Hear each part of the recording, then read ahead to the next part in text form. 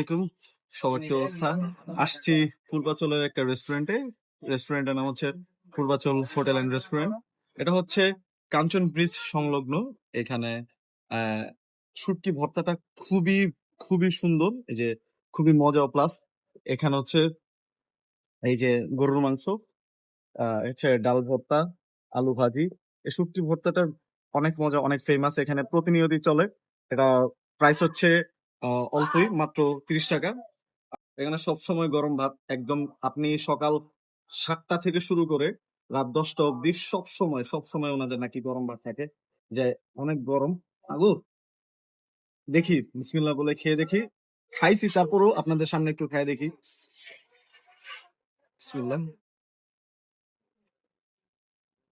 আলহামদুলিল্লাহ, অনেক ভালো। যারা ঝাল পছন্দ করেন খাইতে পারেন ভাই। আমি অত ঝাল খাইতে পারি না, তারপরও আমার কাছে জোস লাগে।